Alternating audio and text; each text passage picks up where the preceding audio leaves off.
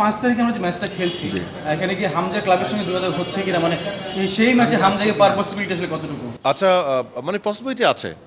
ক্লাবের সাথে যোগাযোগ করেছেন কি করছেন না, তবে এটা আমাদের হেড কোচ সাহেব সরাসরি যোগাযোগ করছেন। দ্যাটস দ্য ডেকোরাম, মানে স্কোয়াড তো উনি কনফার্ম করে। সো হেড কোচের সাথে ওনার যোগাযোগ হচ্ছে, আই এম অ্যাওয়্যার। এখনও কোনো কনফার্ম হয় নাই, but head coach is in touch with him.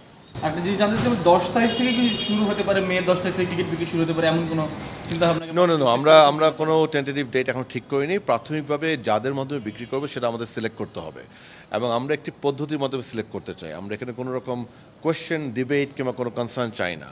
So আমরা প্রপারলি একটা এলওআই কল করবো, এলওআই কল করে একটা সীমিত সময় দিব। সেই সময়ের মধ্যে যারা যারা পার্টিসিপেট করবেন সেখান থেকে সিলেকশন হবে, তারপরে আমরা টিকিটে যাব। তো আমরা আশা করছি আজকে যেটা হয়েছে, আমি আমাদের সম্মানিত কলিগ গাউস ভাই এবং ইকবাল ভাইয়ের সাথে প্রাথমিকভাবে বসছি।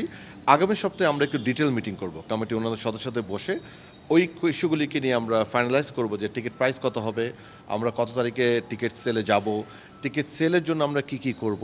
এবং ইতিমধ্যে আপনাকে আরেকটু বলি, আমাদের কম্পিটিশন কমিটির টিম থেকে ইতিমধ্যে বাজেট নিয়েও কাজ করা হচ্ছে, যে সেদিনের যে খেলার জন্য ওভারঅল বাজেট কত হবে আমাদের। বিকজ আপনি তো বুঝতে পারছেন এটা একটি বড় আয়োজন। এই বড় আয়োজনের মধ্যে কিভাবে আমরা সুন্দরভাবে এটা করতে পারি।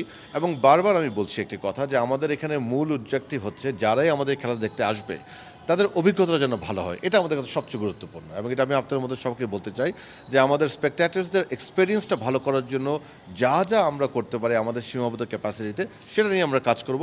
এবং আমি মনে করি আমাদের কম্পিটিশন কমিটি অত্যন্ত যোগ্য হাতে আছে, দে আর ফুললি কমিটেড টু ইট। আমরা অ্যাজ এ মার্কেটিং এবং অন্যান্য ডিপার্টমেন্ট শুধুমাত্র তাদেরকে সাহায্য করব।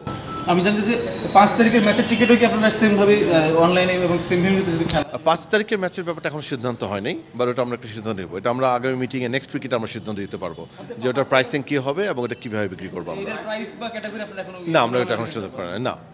আমাদের কম্পিটিশন কমিটি 10 তারিখে খেলার একটি টেন্টেটিভ ধারণা দিয়েছে আজকে আমাকে, সে ধারণাটা আমি নিয়েছি। সেখানে আমি তাদের সাথে বসে কিছু আমার ফিডব্যাক দিয়েছি, দেওয়ার পরে এটা আমরা সম্মানিত সভাপতিকে দিব।